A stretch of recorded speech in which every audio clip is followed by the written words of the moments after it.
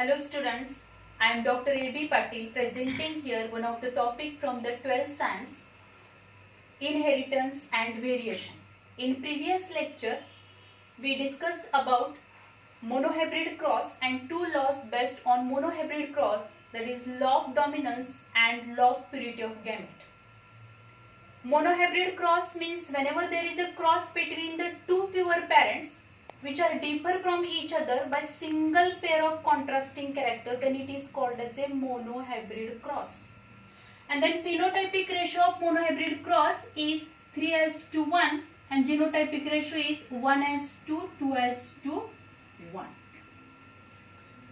Then law of dominance, in law of dominance we already discussed, that is in F1 generation the character which is expressed is called as a dominant, and the character which is not expressed, it is called as a recessive.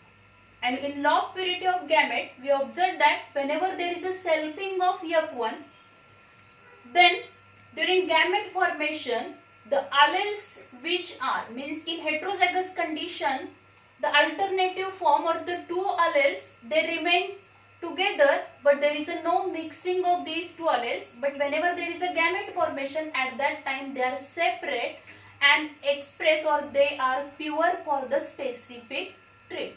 This is called as a law of purity of gamete. These points which we already discussed in the last lecture. In today's lecture, we will discuss about the dihybrid cross and law of independent assortment. So Mendel carried out the dihybrid cross, and dihybrid cross means whenever there is a cross between the two pure parents which are differ from each other by two pairs of contrasting characters, then it is called as a dihybrid cross. Dihybrid cross म्हणजेच काय, तर अशा दोन variety घ्यायच्या की ज्याच्यामध्ये cross घडवून आणला जातो, की ज्या दोन व्हरायटी एकमेकींपासून दोन कॉन्ट्रास्टिंग कॅरेक्टरनी काय असतील, वेगळे असतील. Then it is called as dihybrid cross. Mendel selected two varieties of the pea plant. Here Mendel selected the two contrasting character. These are nothing but the color of the seed and shape of the seed. And for that, the Mendel selected two variety, yellow round, one variety which having yellow color seeds and round shape, and another variety which having green color seed and the wrinkled shape. Mendel followed the same steps which are followed in the monohybrid cross, that is selection of parents, then its pure line can be checked up to 3 generations, then emasculation is carried out, then after that dusting of pollen grain from the male parent on the stigma of the female parent, and then the F1 progeny, F1 offsprings which are collected, then the seeds of F1 progeny which are again sold, and he observed the F2 offsprings. In this way, Mendel follow all these steps. Here we observe the dihybrid cross. Whenever there is a cross between the yellow round, the plant which develop yellow color seeds, and this seed shape is round. This seed ह्या yellow कलरच्या असतील आणि त्याचा shape हा पूर्ण round असणार आहे, which is crossed with another variety, green color and wrinkled shape. Then its genotype, capital Y, capital Y, capital R for the yellow round, and for green wrinkled, small y, small r, small. Yellow round, this variety considered as a female parent. Means the stamens from this variety, they are emasculated, they are removed before maturation, and it is considered as a female variety.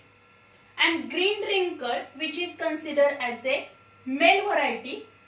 Then if you observe the gametes which are produced in yellow round, these are capital Y, capital R, and in green wrinkled, small y, small r. Then whenever there is a dusting of pollen grains from green wrinkled on the stigma of the yellow round variety, then in F1 generation all progeny or all offsprings which develop yellow color seeds and their shape is round. Means all plants they develop yellow round seeds.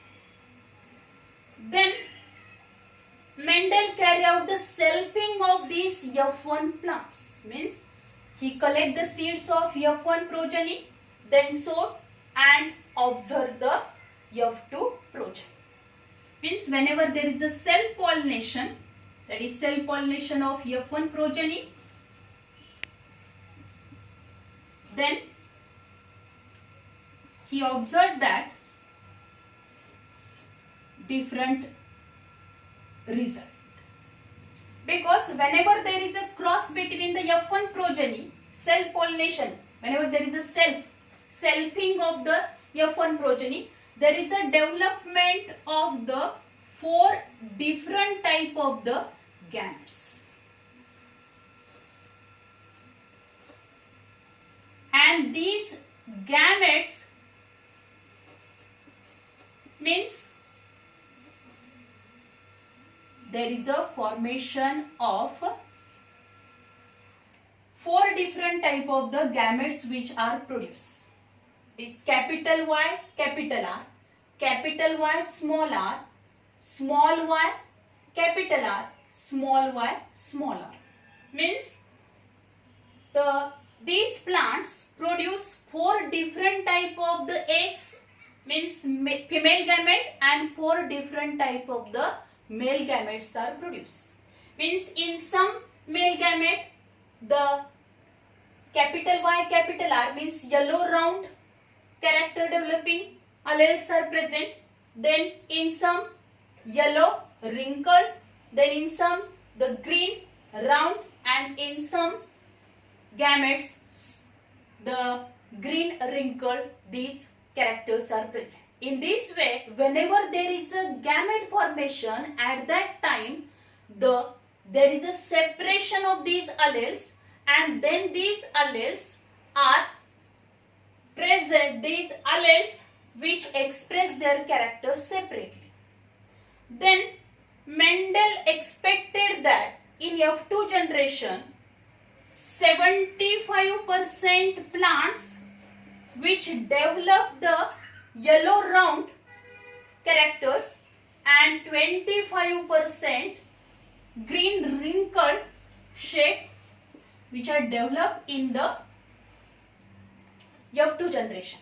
Mendel expected, but when Mendel observed the result in the F2 generation, Mendel surprised to observe that the 4 different type of the characters are observed, and these are nothing but the yellow round, then also the green wrinkled, these 2 parental characters are also developed, and also another 2 characters are also observed by the Mendel, and these are nothing but the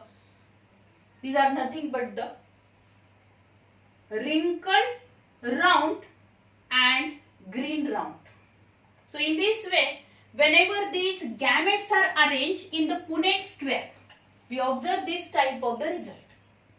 म्हणजे मेंडेलनी काय केलं होतं तर मेंडेलनी जो cross केला by considering the 2 pairs of contrasting character. F1 generation मध्ये मग त्याला काय दिसलेलं आहे तर येलो राऊंड जी व्हरायटी आहे ती एकाच प्रकारचे गॅमेट फॉर्म करणार की ज्याच्यामध्ये येलो राऊंड हे कॅरेक्टरिस्टिक असेल. मेल प्लांट जे आहे त्या मेल प्लांट मध्ये सगळे जे काही मेल गॅमेट्स डेव्हलप होणार आहे त्याच्यामध्ये ग्रीन रिंकल्ड हेच कॅरेक्टर असणार. या दोन्हीचा जेव्हा क्रॉस घडवून आणला तेव्हा F1 प्रोजनी जी मेंडेलला मिळालेली आहे त्यामधले सगळे प्लांट्स हे काय डेव्हलप करतात तर येलो कलरचे सीड डेव्हलप करतात आणि त्याचा शेप कसा असतो राऊंड असतो. जेव्हा मेंडेलनी याच्यामध्ये सेल्फिंग घडवून आणलं म्हणजे सेल्फ पॉलिनेशन घडवून आणलं, सेल्फिंग घेतल्यानंतर म्हणजे F1 प्रोजनी जी आहे त्याच्यामध्ये क्रॉस पॉलिनेशन न कडून आणता त्याने काय केलेलं आहे, सेल्फ पॉलिनेशन घडून आणलं. आणि सेल्फ पॉलिनेशन घडून आणल्यानंतर काय होणार आहे, त्याच्यामध्ये 4 प्रकारचे गॅमेट फॉर्म झाले. Capital Y capital R, capital Y small R. Capital Y capital R म्हणजे काय, येलो राऊंड असलेलं कॅरेक्टरिस्टिक असलेले गॅमेट फॉर्म झाले. त्याचबरोबर येलो रिंकल, येलो कलर असणार आहे, शेप कसा असेल, रिंकल असेल. नंतर दुसरे गॅमेट, तिसऱ्या प्रकारचे गॅमेट कसे फॉर्म झाले की ज्याचा कलर ग्रीन आहे, शेप राऊंड आहे. आणि जे चौथ्या प्रकारचे गॅमेट फॉर्म झाले ते म्हणजे कुठले असणार आहेत, ग्रीन रिंकल. म्हणजेच जे 2 कॅरेक्टर त्याच्या पॅरेंट मध्ये होते तशा प्रकारचे 2 गॅमेट फॉर्म झाले, पण त्याच्याबरोबर अजून 2 वेगळ्या प्रकारचे गॅमेट फॉर्म झाले. ते म्हणजे काय, तर yellow wrinkled and green round.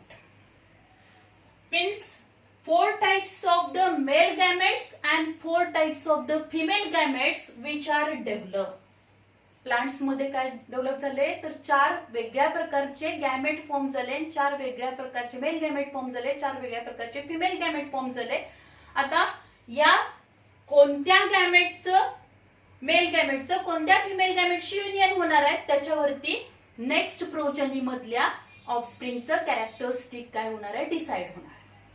So मेंडेलनी जे एक्सपेक्टेड होतं मेंडेला की 75% काय होतील तर येलो राऊंड कलरचे काय होणार आहेत, येलो कलरचा कलर असेल त्याचा आणि शेप राऊंड असेल, अशा प्रकारचे प्लांट्स असतील की 75% प्लांट मध्ये काय होणार, येलो राऊंड सीड्स डेव्हलप होतील. आणि 25% प्लांट्स मध्ये काय डेव्हलप होईल, ग्रीन रिंकल्ड सीड्स डेव्हलप होतील. पण त्या पद्धतीचे रिझल्ट मेंडेलला दिसले नाही. तर मेंडेलला काय दिसलेलं आहे तर मेंडेलला वेगळ्या प्रकारचे रिझल्ट पाहायला मिळाले की येलो राऊंड काही प्लांट्स मध्ये, त्याला मेजॉरिटी ऑफ द प्लांट्स मध्ये त्याला काय पाहायला मिळाले तर येलो राऊंड, येलो राऊंड. त्यानंतर त्याचबरोबर काय पाहायला मिळालं तर येलो रिंकल. Then he also observed that green round and green wrinkled.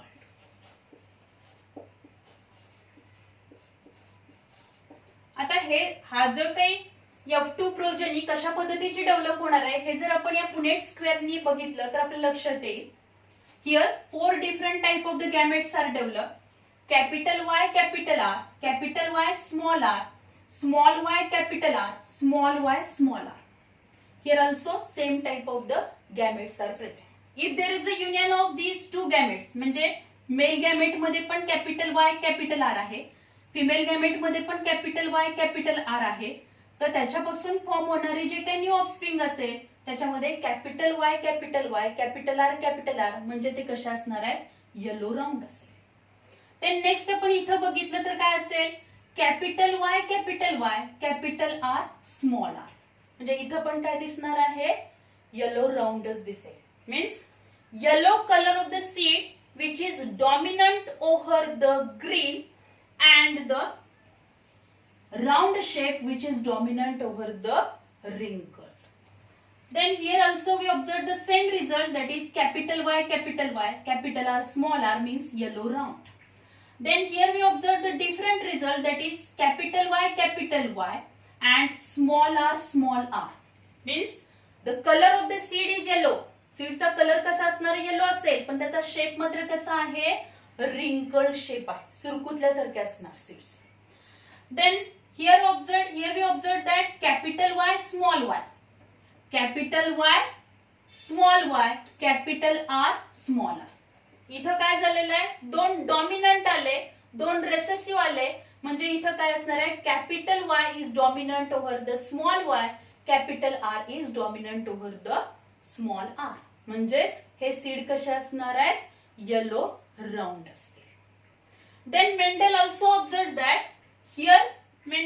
that the small y capital R म्हणजे अशा पण पद्धतीचे काही जेव्हा दोन मेल आणि फिमेल गॅमेटचे युनियन होणार म्हणजे काय असेल, एकीकडून मेल कडून काय आलाय small Y capital R, female कडून पण काय आलं स्मॉल वाय कॅपिटल आर. म्हणजे जे काय ऑफस्प्रिंग असतील त्याच्यामध्ये काय डेव्हलप होणार आहे, जे झायगोट असेल त्या झायगोट मध्ये काय डेव्हलप होईल small Y capital R capital R. म्हणजे त्याचा कलर ग्रीन असेल पण त्याचा शेप कसा असणार आहे राऊंड असेल. म्हणजे अशा पद्धतीचे पण काही काय दिसणार आहेत सीड्स असणार आहेत की ज्या सीड्स मध्ये सीडचा कलर ग्रीन असेल पण शेप कसा आहे राऊंड असेल. म्हणजे एक रेसेसिव्ह कॅरेक्टर आलं, एक डॉमिनंट कॅरेक्टर एकत्र आल्यामुळे सुद्धा काय दिसणार आहे त्याला वेगळ्या प्रकारचे सीड्स पाहायला मिळाले. आणि काही एकदम कमी प्रमाणामध्ये त्याला काय दिसलेलं आहे स्मॉल वाय स्मॉल आर.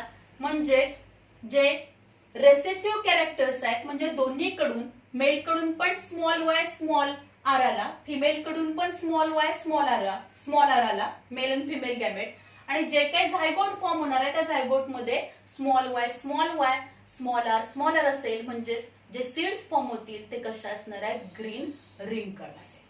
जर आपण या पुनेट स्क्वेअर मध्ये फॉर्म झालेले हे कॉम्बिनेशन काउंट केले तर फिनोटायपिकली जो फिनोटायपिक रेशो म्हणजेच काय असणार आहे the ratio of the offsprings which are produced in F2 generation with respect to their external appearance. म्हणजेच F2 जनरेशन मध्ये जे ऑफस्प्रिंग फॉर्म होतात त्यांचा रेशो इथं काय कन्सिडर केलंय तर ते एक्सटर्नली बाहेरून कसे दिसतात. येलो कलर दिसतो, राऊंड शेप आहे, ग्रीन कलरचे आहेत, शेप रिंकल आहे का ग्रीन कलर आहे, राऊंड शेप आहे. या पद्धतीनं जर फिनोटायपिक रेशो बघितला तर फिनोटायपिक रेशो हा काय असेल 9:3:1. म्हणजेच 9:3:1. The phenotypic ratio of the dihybrid cross or dihybrid ratio, phenotypic ratio, which is 9:3:1. But if you observe the genotypic ratio, पण इथं जर आपण जीनोटायपिक रेशो बघितला तर जीनोटायपिक रेशो मध्ये आपल्याला काय दिसेल कॅपिटल वाय कॅपिटल आर ह्या कॉम्बिनेशनची. तर पहिल्यांदा आपल्याला हे माहिती पाहिजे की जीनोटायपिक रेशो म्हणजे काय. जीनोटायपिक रेशो म्हणजेच काय the ratio of the offsprings which are produced in F2 generation with respect to their genetic makeup.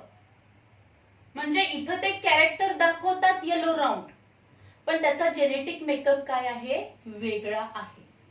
त्यावेळी त्या रेशोला जेनेटिक मेकअप कन्सिडर करून जो रेशो काढला जातो त्याला म्हटलं जातं जीनोटायपिक रेशो. आणि जर आपण जीनोटायपिक रेशो बघितला तर आपल्या लक्षात येईल की कॅपिटल वाय कॅपिटल आर असलेले किती आहे 1 आहे. Capital Y capital Y capital R small R असलेले किती आहे 2 आहेत 1:2. Then capital Y capital R असलेले किती आहे 2 आहेत. Then capital Y capital R small R means yellow round पण जेनेटिक मेकअप इथं वेगळा आहे. These are 4. Then capital Y small R these are 1. Then the capital Y small R these are 2. Then small Y capital R जर आपण बघितले तर किती आहे 1. Then small Y capital R small R हे बघितले दोन तर किती आहे तर 2 आहे. आणि दोन्ही रेसेसिव्ह कॅरेक्टरिस्टिक असलेले म्हणजेच ग्रीन रिंकल्ड असलेले किती आहे 1 आहे. जेनेटिक मेकअप कन्सिडर केला आपण जेनेटिक मेकअप कन्सिडर करून जर त्याचा जीनोटायपिक रेशो आपण काढला तर आपल्याला जीनोटायपिक रेशो काय दिसेल 1:2 2:2 2:2 4:2 1:2 2:2 1:2 2:1. तर हे जर अगदी सिंपली आपल्याला लक्षात ठेवायचं असेल, अगदी साध्या पद्धतीनं हा जिनोटायपिक रेशो आपल्याला लक्षात ठेवायचा असेल, कारण एक्झाम पॉइंट ऑफ व्ह्यू जर आपण बघितलं, परीक्षेमध्ये genotypic phenotypic ratio, monohybrid cross असेल, डायहायब्रिड क्रॉस असेल, याचा जिनोटायपिक आणि फिनोटायपिक रेशो विचारला जातो. तर एक्झाम पॉइंट ऑफ व्ह्यूने जर आपण विचार केला तर कसं लक्षात ठेवायचं, 12चा पाढा लक्षात ठेवायचा, 12 दुनी 24, 12 एके 12, या पद्धतीने तुम्ही लक्षात ठेवू शकता. So this is the genotypic ratio. Means Mendel carry out the dihybrid cross, and Mendel expected that in F2 generation 75% these are yellow round and 25% green wrinkle. But when Mendel observed the F2 progeny, he observed that the 4 different combinations which are developed. He observed 4 different combinations, that is yellow round, then yellow wrinkled, green round and green wrinkled. And phenotypic ratio 9:2, 3:2, 3:1. And genotypic ratio 1:2, 2:2, 2:2, 4:2, 1:2, 2:2, 1:2, 2:1. In this way, Mendel explained the dihybrid cross. And on this cross, dihybrid cross, one of the law is based on this dihybrid cross, which is nothing but the law of independent assortment. Assortment means distribution. Assortment म्हणजे काय? Distribution. तर ह्या law of independent assortment मध्ये काय सांगितलेलं आहे? Whenever there is a cross between the two pure parents which are differ from each other by 2 pairs of contrasting character, then these characters, they are the inheritance of character, the inheritance of one pair of character which is independently inherited. म्हणजेच काय होईल, yellow round जो आहे त्या yellow round आणि green रिंकल या दोन्ही मध्ये क्रॉस केल्यानंतर capital Y capital R, small Y small R, इथं 2 कॅरेक्टरिस्टिक आपण कन्सिडर केले, एक colour of the seed and shape of the seed. But whenever there is a inheritance of character, जेव्हा कॅरेक्टरचं इनहेरिटन्स होणार आहे तेव्हा एका कॅरेक्टरचा इफेक्ट हा दुसऱ्या कॅरेक्टर वरती होणार नाही. म्हणजे shape of the seed and colour of the seed हे जे कॅरेक्टर्स आहेत, these characters are independently inherited, और their inheritance is takes place independently. म्हणजे असं नाही आहे की येलो कलर असेल सीडचा तर त्याचा शेप राऊंडच असला पाहिजे, किंवा जर ग्रीन कलर असेल तर शेप रिंकल्डच असला पाहिजे, असं नाही होणार आहे. कारण whenever there is a gamete formation, जेव्हा गॅमेट फॉर्म होतील तेव्हा गॅमेट फॉर्म होताना हे सगळे जे असणार आहेत प्रत्येक आलेल हा सेपरेट होऊ शकणार आहे. सेपरेट झाल्यामुळं काय होणार आहे, this capital Y, this can be or it may be combine with the capital R, हा कॅपिटल आर बरोबर पण कंबाईन होऊ शकतो आणि काय फॉर्म होणार आहे, गॅमेट जे फॉर्म होईल ते capital Y capital R form होऊ शकतं, किंवा येलो कलर जो आहे तो रिंकल शेप बरोबर पण कंबाईन होऊ शकतो आणि काय होणार आहे, कॅपिटल वाय स्मॉल आर, म्हणजेच येलो रिंकल फॉर्म होऊ शकतं. तसं सेम आहे, स्मॉल वाय ग्रीन कलर आहे, it may be combine with the capital R means wrinkle, it may be green colour and round shape. Then small Y small R म्हणजेच काय असणार आहे, green wrinkle. So 4 different type of the gametes are produced, and due to segregation or separation of these alleles, and whenever these alleles are separate, म्हणजे जेव्हा ते separate होतील, separate झाल्यानंतर त्याचं डिस्ट्रीब्युशन झाल्यानंतर ते इंडिपेंडेंटली कुणाबरोबर कंबाईन होणार आहे, ज्याच्याबरोबर कंबाईन होईल प्रत्येक आलेल हा त्याचं कॅरेक्टर काय करणार आहे, एक्सप्रेस करणार आहे. This is called as a law of independent assortment. Whenever there is a cross between the two pure parents which are differ from each other by two pairs of contrasting characters, then inheritance of one trait independently inherited in the next generation, which is not depend upon the another character. Then if you observe, the Mendel was a very methodical person. He carried out ample crosses, 3000 to 4000 dihybrid cross, and Mendel was very lucky because he observed 7 contrasting character in pea plant, and all these characters, the 7 contrasting characters which are present on the 4 chromosomes, and Mendel selected during the dihybrid cross, when Mendel selected the 2 varieties which are differ from each other by the 2 contrasting character. Mendel हा lucky होता कारण मेंडेलनी जे select केलेलं P plant होतं त्याच्यामध्ये जे 7 contrasting character असतील ते 4 क्रोमोझोम वरती होते, आणि त्यानं जे डायब्रिड क्रॉस करताना जे 2 कॅरेक्टर कन्सिडर केले ते कॅरेक्टर हे वेगवेगळ्या क्रोमोझोम वरती होते, किंवा जरी ते एका क्रोमोझोम वरती असतील then they are apart from each other. So there is a no linkage. इथं लिंकेज झालं नाही. लिंकेज म्हणजेच काय असेल?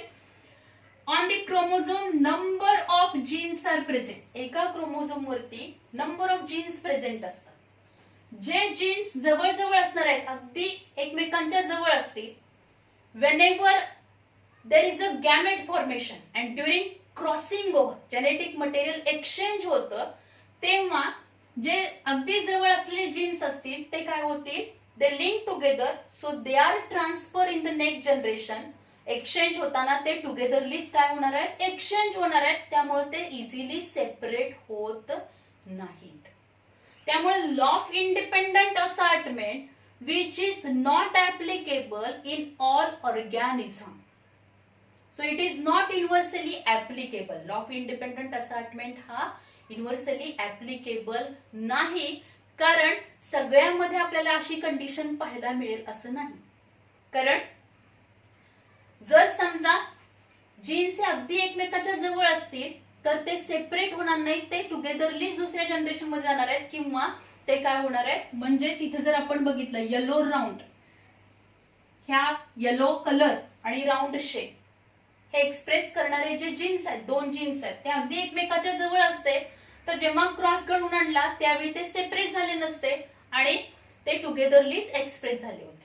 पण मेंडेलनी जो क्रॉस घडवून आणला आणि हे जे दोन्ही कॅरेक्टर्स होते ते वेगवेगळ्या क्रोमोझोम वरती असल्यामुळं मेंडेलला काय दिसलेलं आहे? या पद्धतीचा त्याला ऑब्झर्वेशन मिळालं, and so Mendel explain this law of independent assortment. हे प्रिन्सिपल मेंडेलनी काय केलं? एक्सप्लेन केलं. Means whenever there is a cross between the 2 pure parents which are differ from each other by 2 pairs of contrasting character, then the one trait which is not depend upon another trait, it can express its character independently. ते स्वतः त्याचं character काय करणार आहे? तर त्याचं inheritance हे independently होणार आहे. This can be explain in the law of independent assortment. Then if you observe in other organism, this is not possible. So this law of independent assortment which is not universally applicable. So this is all about the dihybrid cross and law of independent assortment. Dihybrid cross means whenever there is a cross between the 2 pure parents which are differ from each other by 2 pairs of contrasting character, then it is called as a dihybrid cross. आणि डायहायब्रिड cross साठी मेंडेलनी काय केलेलं आहे? तर 2 variety select केल्या. त्याला F1 progeny जी मिळाली आहे त्याच्यामध्ये सगळे जे काही प्लांट असतील त्याच्यामध्ये येलो कलरचे सीड्स आणि त्याचा शेप राऊंड असेल, मीन्स येलो राऊंड सीड्स त्याला मिळाले. त्यानंतर त्यानं F1 मध्ये काय केलं? सेल्फ पॉलिनेशन घडवून आणलं. Then there is a development of 4 different type of the gametes, but in F2 generation, F2 मध्ये त्याला जे काही रिझल्ट्स मिळाले त्याच्यामध्ये 4 वेगवेगळ्या प्रकारच्या सीड्स त्याला दिसल्या. त्या म्हणजे येलो राऊंड असतील, येलो रिंकल्ड असतील, देन ग्रीन राऊंड असतील आणि ग्रीन रिंकल्ड असतील. आणि त्यामुळे त्याचा फिनोटायपिक रेशो हा काय आहे 9:3, 3:2, 3:1 आहे. पण जिनोटायपिकली जेनेटिक मेकअप जर आपण बघितला तर त्याचा जिनोटायपिक रेशो हा काय असणार आहे डिफरंट असेल. हे दोन्ही पण रेशो हे परीक्षेच्या दृष्टीने अतिशय महत्वाचे आहे. याच्यावरती क्वेश्चन तुम्हाला विचारला जातो. Genotypic ratio, phenotypic ratio, monohybrid cross असेल, डायहायब्रिड क्रॉस असेल, या दोन्हीचे रेशो आपल्याला लक्षात ठेवले पाहिजे. मोनोहायब्रिडचा फिनोटायपिक जिनोटायपिक रेशो सोपा आहे, डायहायब्रिडचा पण फिनोटायपिक रेशो सोपा आहे, पण जिनोटायपिक रेशो तुम्हाला लक्षात ठेवायला पाहिजे. त्यासाठी तुम्हाला मग अशी एक ट्रिक पण मी सांगितली आहे, त्या पद्धतीने तुम्ही तो लक्षात ठेवू शकता. In this way today we completed the 2 points. These are nothing but the dihybrid cross and law of independent assortment. In next lecture we will discuss about the test cross, back cross, and the how Mendel succeed in his all experiments, as well as we also discuss about the some questions which are related with these all points. Thank you very much.